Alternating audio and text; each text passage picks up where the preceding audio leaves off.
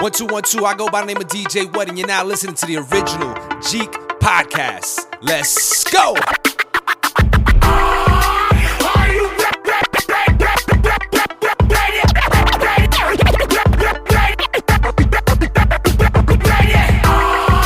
Ready to make an entrance, so backward cut.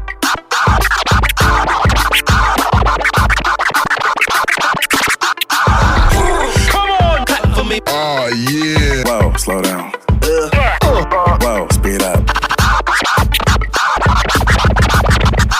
Fresh. Yeah, making me itch.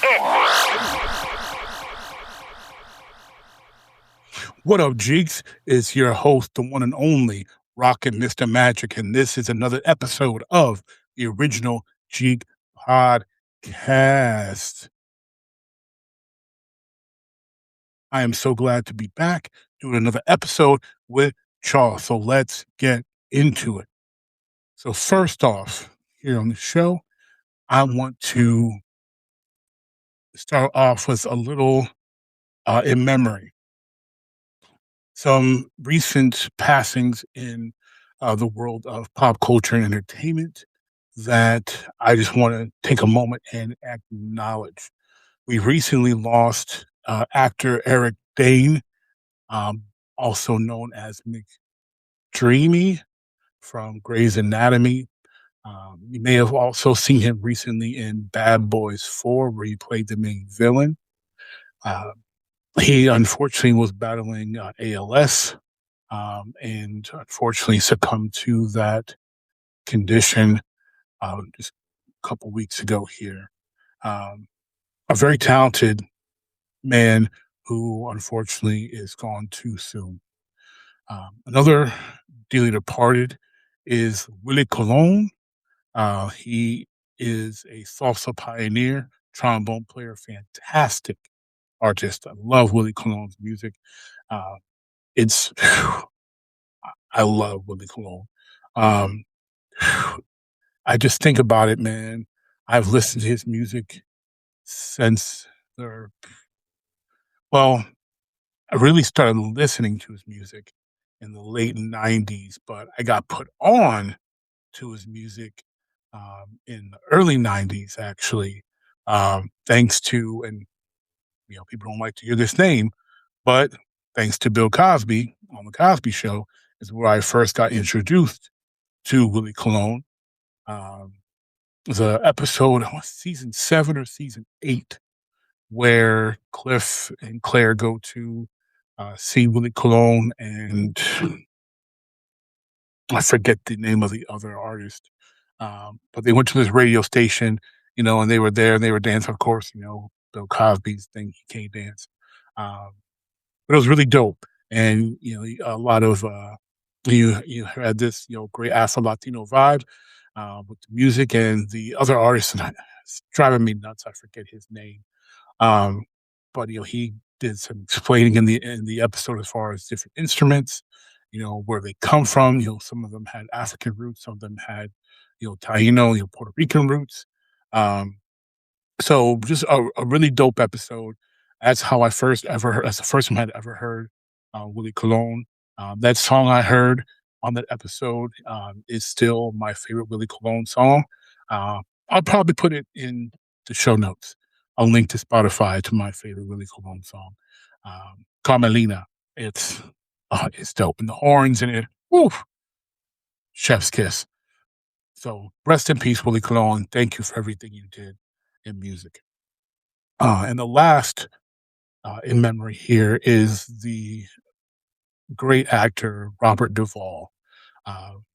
If you're younger and you may not know who Robert Duvall was, because he had been pretty much retired for a while, and I believe he was in his 90s when he passed. But if you're older, you definitely are familiar with Robert Duvall. But if you're younger and you don't know who he is by name, if you've seen older films like The Godfather, for example, he played the concierge. No, it's not concierge. The consigliere, Tom, the German-Irish guy. Well, I did not look Italian at all. but that was Robert Duvall as a younger man. He was also in The Conversation in a small role. A lot of fantastic films Robert Duvall has done over the years. And if I can make a recommendation to anyone on a underrated Robert Duvall film, I would recommend you watch The Apostle.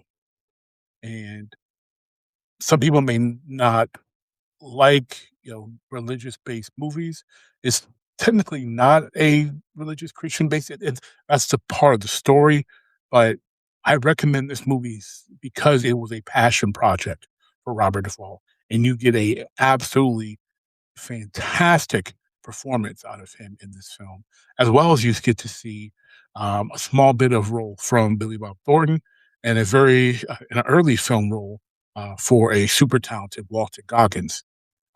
Makes also an appearance in this film, and also the late great Charlie's Angel Farrah Fawcett also is in this film. She plays Robert Duvall's character's wife. So, yeah, Robert Duvall, Farrah Fawcett, Walter Goggins, Billy Bob Thornton, The Apostle. It's not streaming anywhere, to my knowledge. So, good luck finding it. If you sail the internet seas, you can probably get your eyes on it. But I encourage you to watch it. It is a very good film. And again, Robert Duvall with a bang out performance in that film. And he was just an amazing actor. His work helped shape acting for multiple generations. Just a fantastic person on screen, and had just such a commanding presence that has been missed since his retirement, and we appreciate what he did as an actor. Thank you, Robert Duvall, and to all the people we mentioned. We hope that you eternally rest in peace. All right, so let's talk about a little PWC. We'll be playing, watching, or creating. I ain't been creating a lot, I ain't gonna lie, but I've been mixing in some reading. So that's cool. Mixing in some reading. I don't know why I never don't talk about as many books as I like to read. Don't talk about as many books as I should. Probably because I don't have as much time to read as I would desire to. But shout out to the homie Demand, Internet Connection, host of Demand Does Podcast. Shout you out because you got a great show. But he and I interact on Threads. He put me on to a author, and he shared the cover art that was so good that it made me say, hey, I want to read this book. So this book is by Baraka Smith. It's called Vengeance Has No Sound. It is part of the Silent Retribution series. I'm currently on chapter 5. I need to hustle because I think my Kindle trial is about to end in maybe a week or so. Probably maybe a little more than a week. So I need to hustle on my reading. But it's been a really enjoyable read so far. Again, Vengeance Has No Sound by Baraka Smith. I'll link that in the show notes as well here. So far, a really dope read.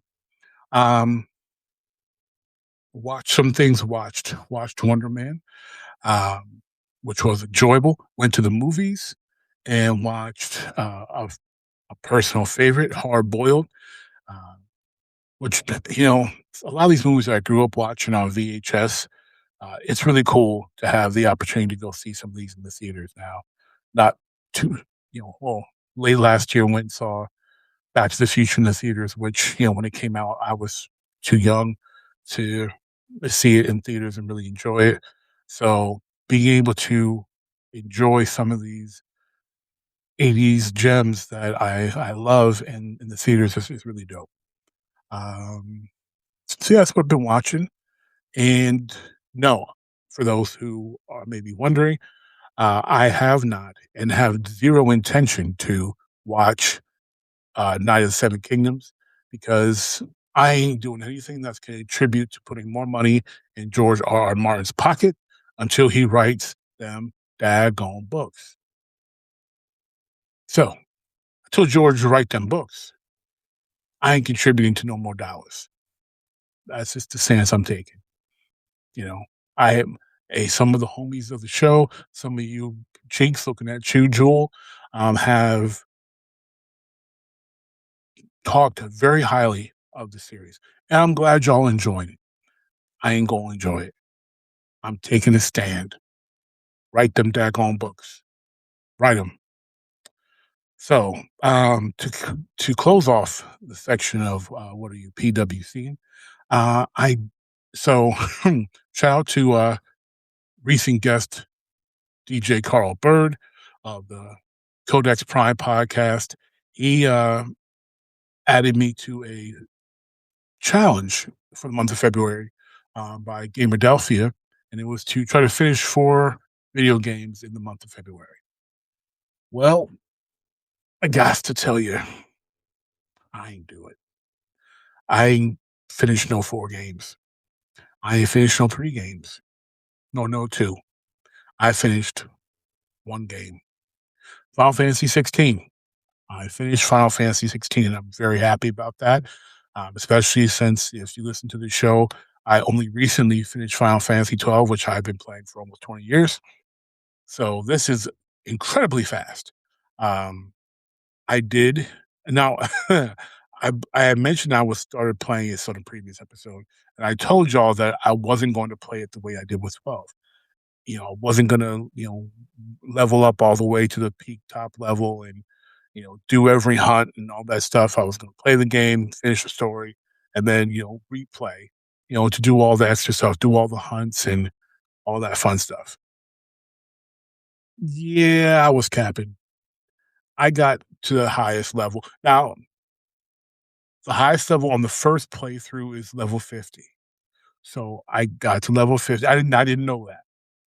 I got to level 50 and it capped me. And I did do all the hunts. But you kind of had to if you want to get the most powerful weapon sword in the game in the first playthrough, you kind of have to play through all the hunts. Not like almost all, but like 1 or 2 you have to do. So I kind of had to do all the hunts. But yeah, I was capping a bit. But I did finish the game in the month of February on February 28th, the very last day. But I finished it. So 1 out of 4 is a terrible percentage, but at least I got 1. It ain't that bad. I got 1 out of 4 in, and that's more completions than I normally actually have a lot of time to do. So, shout out to Carl Bird, Codex Prime podcast, for inviting me to do that challenge. I enjoyed doing the challenge. I had a lot of fun. All right, moving on. We're going to talk about, we're going to do a little recap. So the last episode was a preview of the 2026 Winter Olympics, and we posted a poll in our Facebook group, League of Jeeks. So, one, I want to thank everyone who participated in the poll.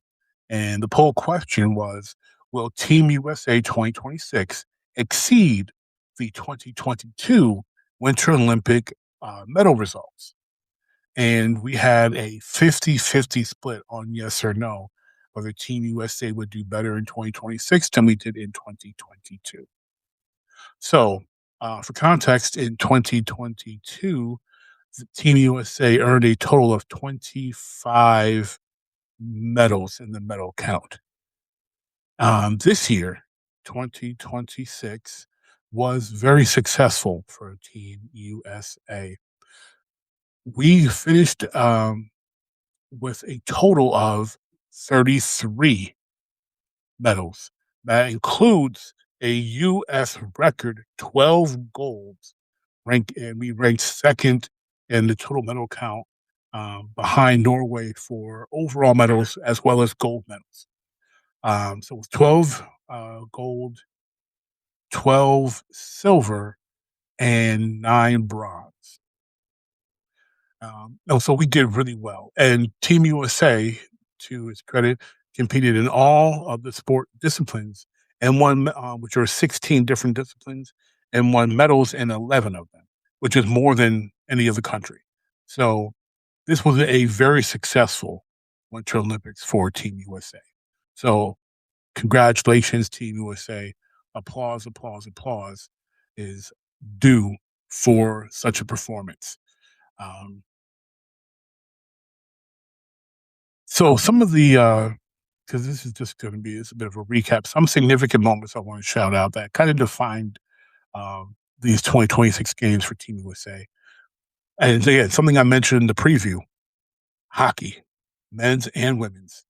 Now, I expected the women to win.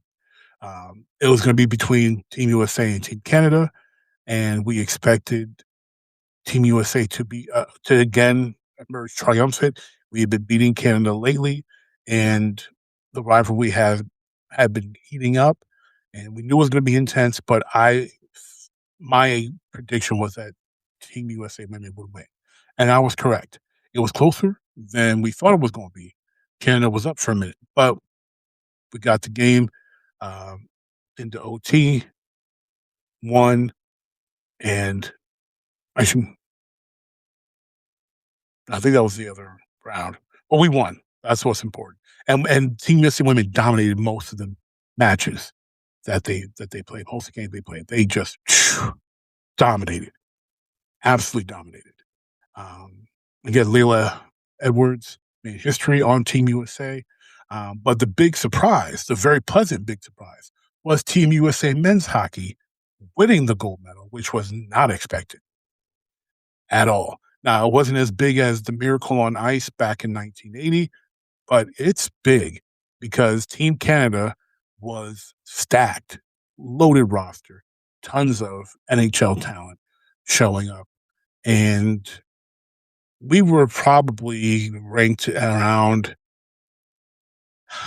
between the fourth and sixth best team coming into this Winter Olympics. As you look at the roster, people expected us to play well, but it was expected that this was Team Canada's gold medal to lose, and that's exactly what they did. They lost it to Team USA in the gold medal game. On paper, on NHL, ESPN's NHL 2026, you could sim that game 100 times and Canada probably wins 85 out of 100 times. They didn't win this one. They were up, went into overtime, we won. Now, I want to point something out for those who are hockey fans or know some of the differences between international hockey and NHL hockey. In hockey now, in international play, overtime essentially removes two players from the ice. Essentially, like you take your defenseman out and you expect your center and your wingers to play defense. And it's to make the game a little bit more exciting, make it harder to delay overtime. Because if you've got a really good defensive team in hockey and you go into overtime, you can really stall things out and then go to the ever dramatic shootout. Sometimes it's really not. The shootout has its place, but you don't want every dramatic hockey game going to a shootout. You do want to have some type of excitement on the ice, in overtime. So it goes into 3-on-3 in overtime. So you take two players off the ice, and it's 3-on-3, and obviously everybody still has a goal. And Team USA scores and wins. And the Canadians were before the game. The Canadians were talking that they were talking. Oh, it's not going to be close. We're going to beat them 5-2 or 4-1. Where it's not going to be close. We're going to destroy them. It's not. It's it doesn't matter who they put out there. The Canadians were talking big talk. Big talk. And I understand why. Loaded roster. But sometimes the loaded roster doesn't win if they don't come to play or they underestimate the opponent. So shout out to men's hockey, women's hockey for Team USA, both beating Canada in the finals. Also, highlight Breezy Johnson, who in women's downhill skiing, she had a fantastic run that delivered her a gold medal when joining Lindsey Vonn as the only American woman to win this event. Speaking of Lindsey Vonn, if you recall, I mentioned her on the preview, and unfortunately, she had a terrible accident and broke her leg quite badly prior to the Olympics trying to secure a spot. Not secure a spot, but trying to compete, and it wasn't even in competition. It was a test run, and she busted her leg up really bad. So which was just a terrible thing to see, and a terrible way to have the ending of a fantastic career. Unfortunately, knowing Lindsey Vonn, she may appear in later events, so who knows? But another skiing highlight was Michaela Schifrin. No, Schiff. I keep mispronouncing her name. Schifrin. She competed in the women's slalom. She won gold. I say competed. I should preface that. She dominated. She won gold by like a wide margin. And she ended a 8-year Olympic drought for Team USA in that event. Yeah, but I forget. I don't know if it was for herself or Team USA, but she ended the 8-year gold drought in that event and became the first American female with 3 alpine skiing golds in slalom. So fantastic for her. Another couple of highlights: Team USA figure skating, and then individual in I think it's Ilya Malinin. I think it's how the name is pronounced. But Team USA repeated as Olympic team champions, and Malinin had a huge free skate score that secured the gold event for the second straight Olympic Games. So shout out to figure skating for doing their thing. Speed skating, the U.S. squad, and particularly Jordan Stoltz, they did their thing on the speed skating on the track on the ice. Multiple gold medals in the long track events. Again, mentioning Stoltz. And they really were a bulk of the gold medals won by Team USA coming out of the speed skating team. And then the bobsleigh, we had the women's monobob gold medal being won by Elena Myers-Taylor. She's one of the most decorated women in the Winter Games now, tying Bonnie Blair for the U.S. women's Winter Olympic medal count as far as Olympic career. So just really fantastic performances. I would say a bit of an overachieving performance by Team USA these 2026 games. So if you're a Winter Olympic sports fan, you should be very excited. And one other thing, it didn't really result in a medal win, but Team USA women's curling finally beat Canada in curling. Curling is such a popular event now. But yeah, it was a really big thing. And then there was, some scandal with Team Canada cheating. I think that was on the men's side, but, Canada apparently out here cheating in the curling. So keeping an eye on y'all, Team Canada. Speaking of eyes, if you want to make your own podcast, you should keep your eye on Zencastr. You don't know about Zencastr? Zencastr is the ultimate web-based podcasting solution. It provides high-quality audio and video podcast production and hosting. With a full suite of professional tools, podcasters can seamlessly record, produce, and publish studio-quality content, all from one dashboard. Zencastr records up to 4K to give you the picture-perfect quality that your video podcast deserves. Zencastr will also distribute your video podcast in 1080p to all available video podcast players. Zencastr's post-production process takes the headache out of audio production. You set the right podcast loudness and levels while reducing background noise with the click of a button. You ready to start? Go to zencastr.com/pricing and use my code JeekNation, JeekNation, and you'll get 30% off your first 3 months of Zencastr Professional. I want you to have the same easy experiences I do for all my podcasting and content needs. It's time to share your story. All right. So, before we transition to the main event here, we want to hear about what you guys think of all the different topics that we chat about here on the show and in the community. So definitely, if you haven't joined, join our group on Facebook, the League of Jeeks, or join us in the Jeek Nation Discord server. Both are linked in the show notes, where we want to hear what you think of this episode, all the other episodes that we produce here from our various shows at Jeek Nation.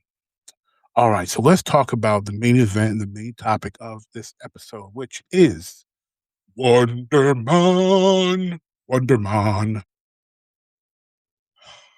Man. So, to start, non-spoiler ranking of Wonder Man.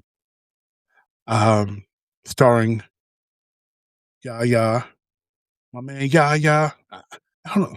Yeah, I have too much fun with Yaya's name. I don't know. I'm goofy. But so Wonder Man, my non-spoiler ranking of Wonder Man is going to be a 3.75 out of 5. And it's a bit low. I'm not going to lie. Some friends of the show have it a lot higher, and I understand why. I get it. Look, I want to be clear. I like the show. I thoroughly want to see more. And I'm not knocking it in any way, shape, form, or fashion. My ranking is lower than most is because I likely have a stronger affinity for Wonder Man than the average viewer of the show.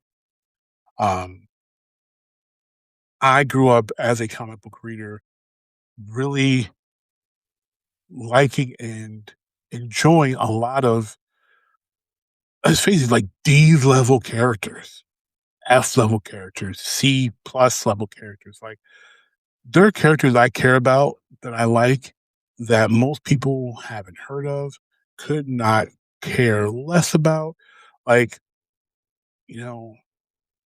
I liked reading Avengers West Coast. I like the various Spider Women. Jessica Drew, Spider Woman. Rachel? No, not Summers. What's Rachel's last name? I forget. The red hair Spider Woman of West Coast Avenger. And other characters that just people don't think about or talk about. U.S. Agent was one of those characters that people just were not that big on. I enjoyed reading U.S. Agent, which is how, like, when Captain, Falcon and Winter Soldier / Captain America and Winter Soldier, when that show came out and they introduced U.S. Agent and Battlestar to, a mainstream audience, I was already well versed in U.S. Agent and Battlestar. Liked both characters and their various story arcs. You would see some Battlestar stories at the end of U.S. Agent comics. You would, get 4 or 5 pages of a Battlestar story that would continue on U.S. Agent Comics as well as Captain America comics, because they're all super soldier serum connected, boosted. Well, not technically the super soldier serum, but the power broker gave uh, Battlestar his augmented powers. So, but just a lot of just how I hate to call them low rank characters, but characters that people didn't talk about a lot. They weren't big. I grew up loving Nova. Nova was a favorite of mine. Most of my friends had not heard of Nova, hadn't read a Nova comic. Living Lightning, a character people really don't be known about. Just Rocket Racer, character I love, and there's not a whole lot of pages in dedicated to the handful of appearance of Rocket Racer in Spider-Man comics or in the Spider-Man animated series. So I like a lot of these just underappreciated, I'll call them, heroes. And Wonder Man was one of those for me. So I struggle at times to separate myself, the comic book fan, the person who would love to see what's on the books in live action, and has to really make a concerted effort that what I'm watching is a different universe. It's a different rendition of what I enjoy so much on the pages of the comic. So that's part of the reason why it's tough for me to give this a really, really high rating. But I, again, thoroughly enjoy the show. But it's a 3.75 out of 5 for me. So I'll actually start on the things that why it's 3.75. And then this is obviously, you're now entering a spoiler zone. So if you don't want to be spoiled on Wonder Man, this is the time to stop listening to the episode. And thank you for coming and thank you for listening. It's your boy, RockinMrMagic. Deuces. But if you stay with me, okay, we talking spoilers now. So a few things that lowered the score for me. One is the fact that it is a Marvel Spotlight show, and I don't know if we're getting. They teased it that we might get more, but they kind of teased it on most shows. We thought we were getting more Hawkeye, and we ain't got no more Hawkeye. Thought we were going to have potentially another season of most of these shows, and most of them really hasn't happened except for like Loki. So the continuation, don't know how likely that is. And I'm gonna get it out in the open. I'm not the biggest fan of race swapping characters. Mostly because when it's done, it's done lazily, and it impacts so much of the character culturally, experience-wise, that it can be tough to do. I will give it this for race swapping this. And the thing is, if you're going to race swap a character, this is the type of character that you do race, because they're not really all that beloved. They don't have all this years and years and years of comic arcs and epics and history that's tied to it. Historically, they may be one race, but there really isn't a whole lot that's lost if you make the character anything but its original race. Does it change things? You have to change story, background to make it relatable, believable? Absolutely, yes. Is it that big of a deal when it's a particular character that's really not cared about that much? It's not. Which is why, something like, which is part of the reason why Guardians of the Galaxy works so much. Because, they changed a bunch of things that are different from the comics. They made it more enjoyable and people loved it. Now Guardians of the Galaxy are a household name, where before you had to be a super duper comic book nerd to even have heard of them. So there's nothing wrong with, even though I'm not the biggest fan of it, there's nothing wrong with doing the swap, change, palette swap, race swap, set swap, whatever. There's nothing wrong with doing those swaps because, again, taking out different universe, not the comic book pages, as well as sometimes there's just not a lot that you really have to hold on to. There's not a ton of nostalgia keeping you there. So, while I'm not the biggest fan of doing that, they did it extremely well, going into the background, the family background, and the portrayal that Yaya gave was just really, really good. So that brought the score down a little bit. Another thing that brought the score down a bit for me was while I thought and I did not expect the show to take the tone it did as far as the acting career, because it's really just like almost a joke in the comics, that Simon Williams is an actor. They mention it, but it is more mentioned as like because in the comics he is not trying to. He's not like a leading man. Um, he's performs in like monster movies, and he's not like a real Hollywood star. He's so like this version of Wonder Man's really trying to be a serious actor. Where in the comics he acts because he gets paid and looks good, but like it's not his passion. He's not like ruminating over lines and trying to be this thespian, you know. Um, so that was a interesting change, by making that and for the story, great change story wise. But when they made that change, what they did is they reduced the amount of superhero superheroing that this Wonder Man did, and that I did wish that there was a little bit more Wonder Man doing Wonder Man things physically, um, and fighting wise than what we got, um, because we didn't have a threat for him to combat. And while I didn't wasn't looking for or didn't particularly need there to be some city threatening event for him to fight, um, one one action scene in the suit wouldn't have been too much to give.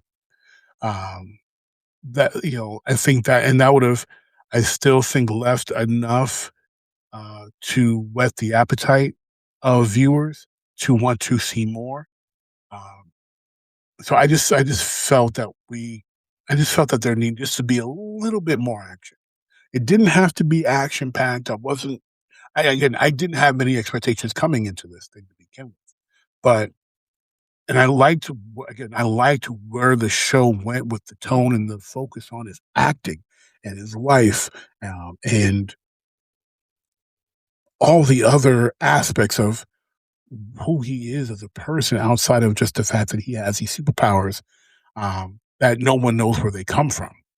So I thought that was really, really good.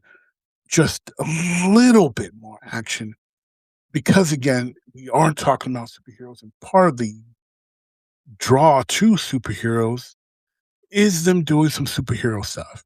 So that brought the score down, for me. Um,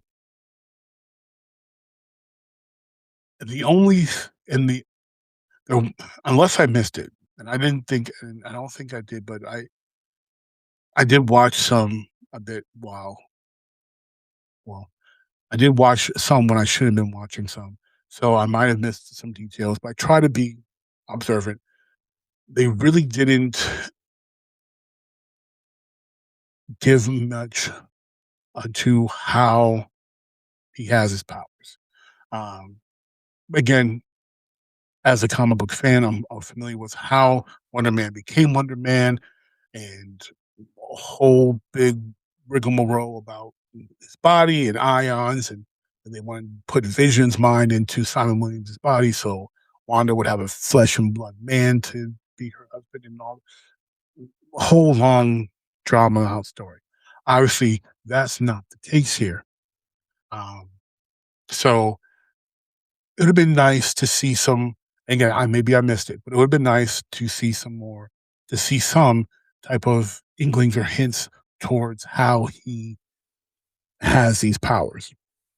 And then lastly, one of the things that brings the score down for me again, and it's just part of my comic book bias, is that the race swap um, and the change in story takes away a arc or connection likely towards the Simon Williams, Wanda Maximoff romance back and forth that I think is really um, enjoyable in the comics, and I think could add to whenever they bring back Vision in the MCU.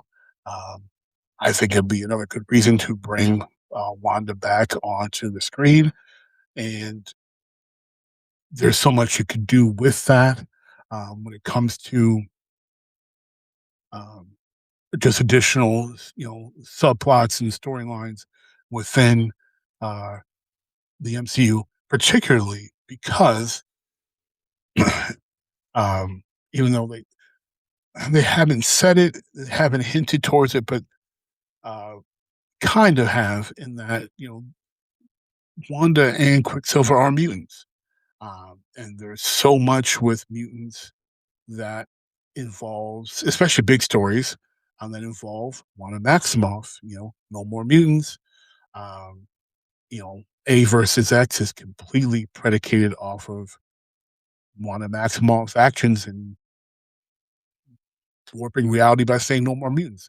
So just there's so much that could be there that could, um, in the comics, Wanda's failed relationship with Vision is partially what impacts her and breaks her mentally, where she starts to say reckless things and to do reckless things.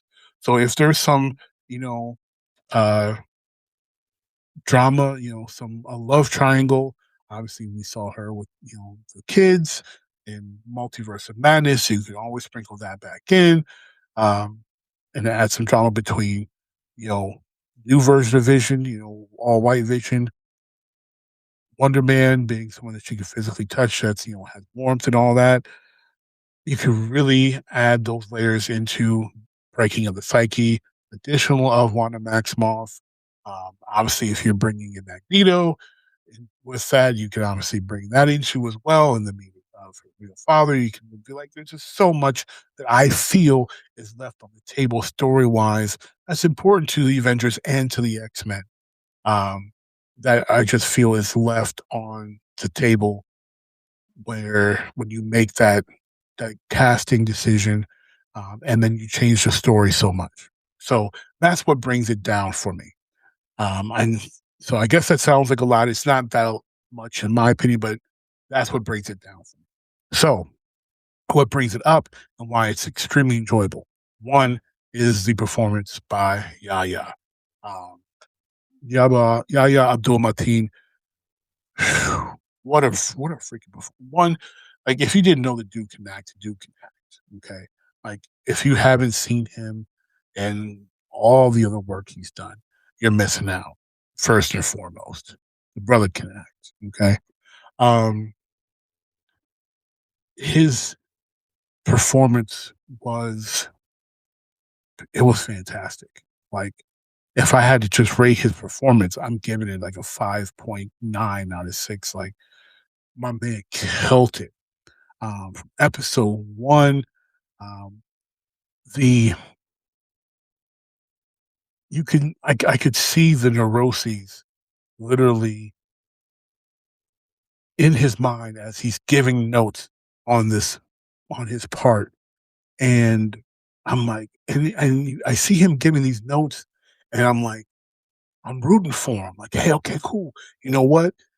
Because I've heard so many interviews and podcasts and stuff of actors who were like, man, I gave my notes here and I was kind of nervous, but I gave my notes and they liked it and they changed it and it helped elevate this role, which helped elevate me as an actor, which got me this role and that role, and I catapulted off of that.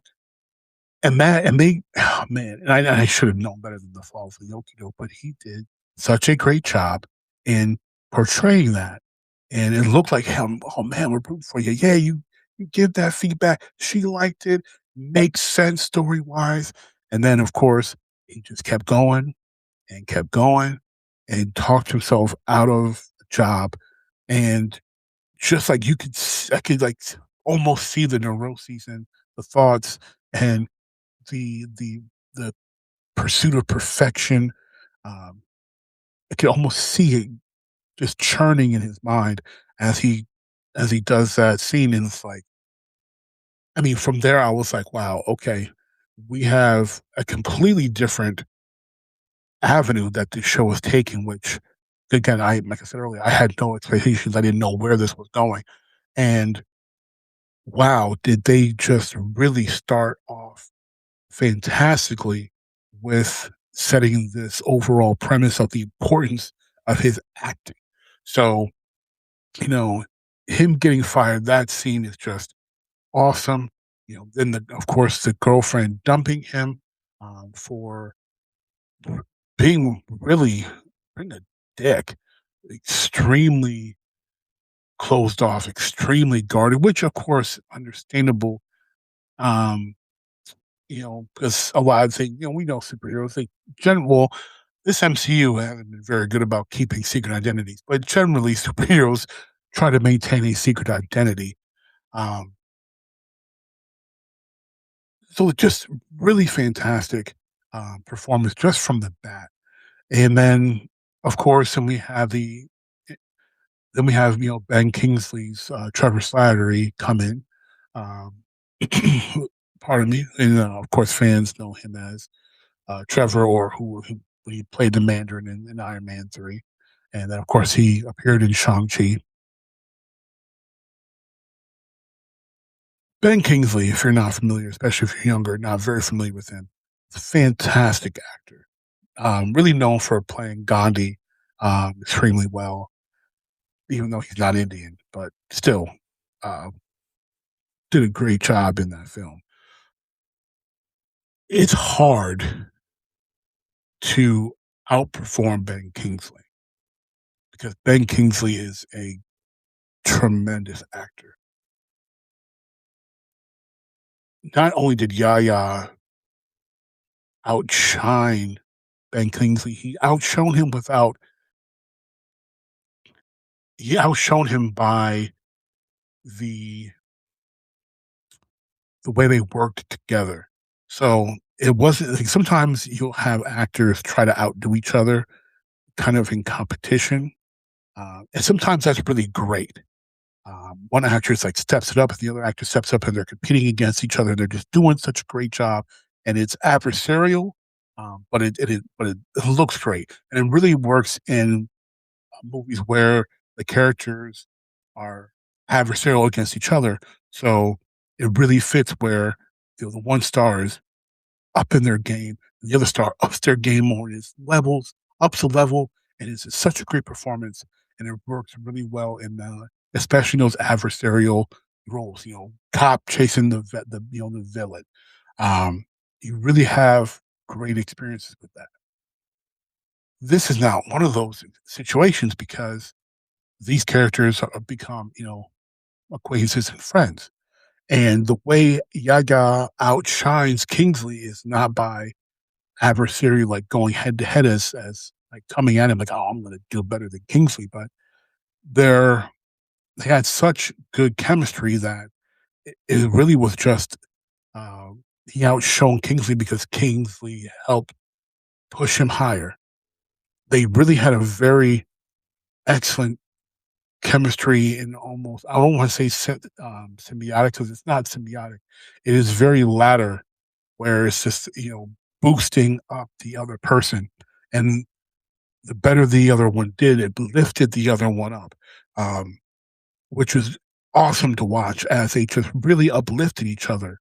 That's the best way I can put it. Just uplifting each other in each scene that they had together, especially these the scenes where really stuck out to me in the scene where they were at what they thought was a drug dealer. I forget what they were selling, but when they really lifted each other up well in that scene, the family visit, I thought they did a good job with. Even though they didn't interact with each other as much, they did a good job of uplifting each other and making the other one look better. And of course the scenes where they were doing the creepy director guy's house audition. Uh, they really lifted each other uh, up a lot in those scenes. So, um, and of course, the confrontation. When Trevor reveals the truth that he was his friend, not because he wanted to be his friend, but because he didn't have much of a choice, and just they just play off each other so extremely well.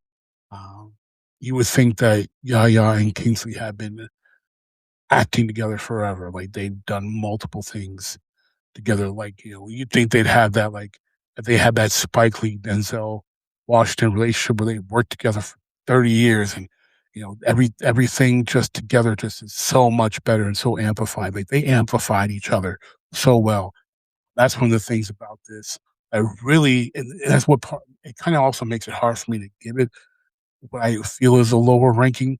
Um, even though it's obviously higher than mid, but their performance, I think I'm going to push it to a 4. I'm pushing this to a 4 because their performances were really so good. And Yaya and Kingsley so carry this show, this season, and their work is impeccable. It really is. So, like, I'm pushing this to a 4. Um, Another thing I liked was I liked how they explained some of the subtle things in the story, and then with the doorman episode, um, I thought that was really great storytelling.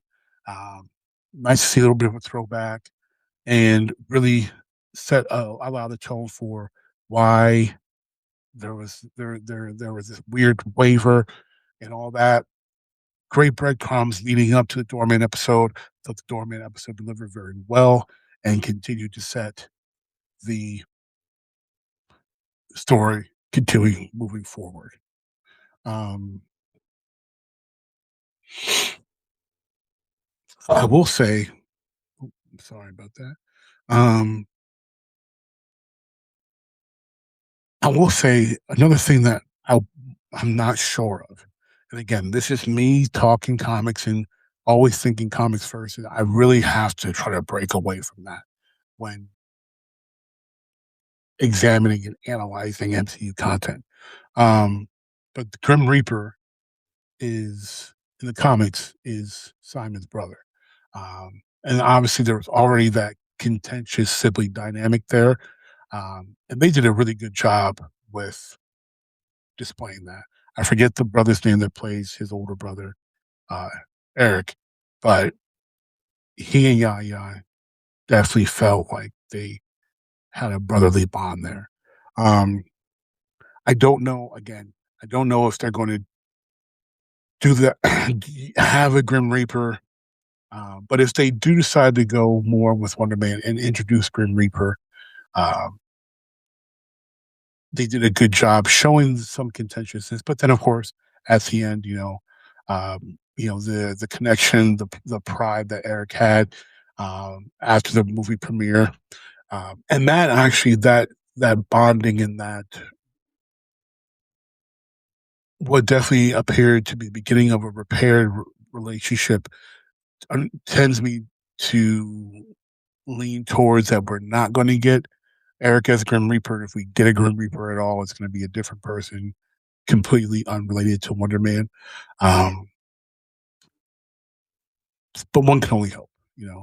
And again, that's kind of leads in towards the differences from comics and things that I feel are just kind of left on the table. And even though, again, Grim Reaper is not some comic book villain that people love so much, but I think it's important to have lower level villains because every villain can't be a universe level, ending level event.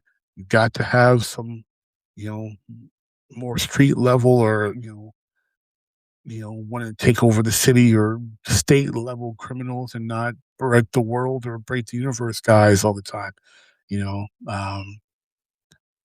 So Green, villains like Grim Reaper to me are important. Villains like Crossbones to me are important because you need those guys. Not everybody can be Red Skull. Not everybody can be Thanos.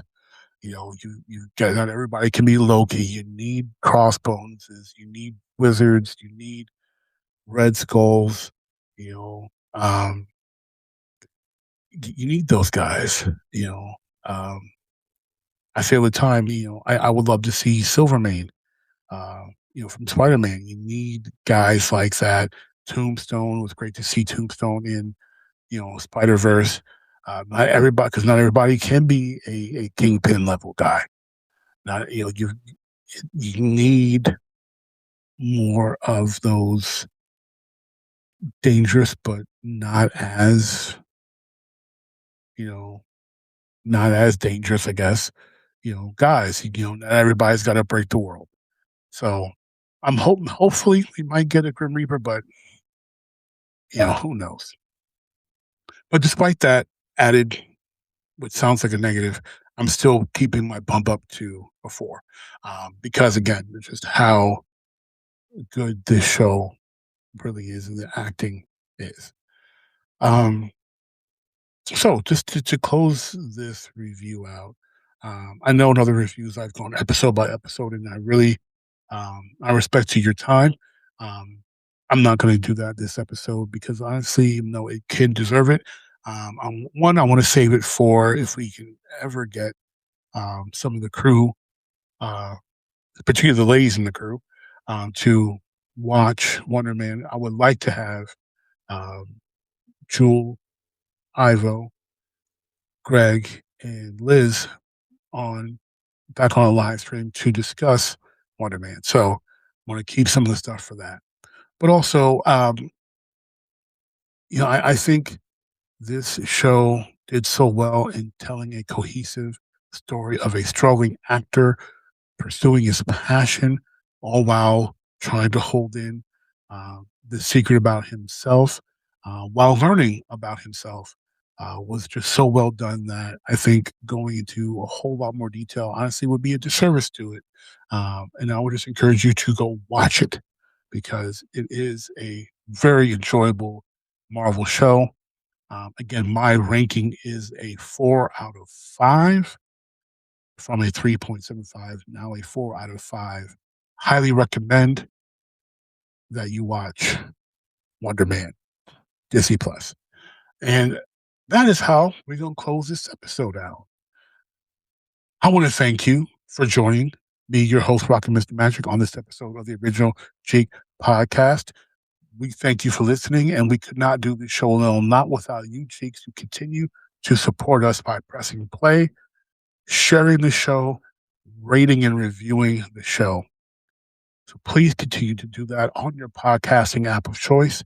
You can find us on Apple Podcasts, Spotify, Castbox, our favorite platform, Good Pods, and others. And if you can't find us, let us know at jeeknation@gmail.com or message us on Facebook at Jeek Nation. Until next time, peace.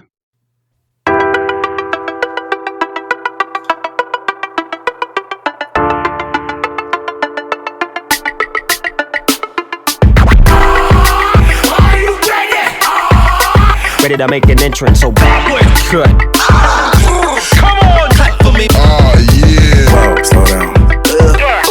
Whoa, speed up.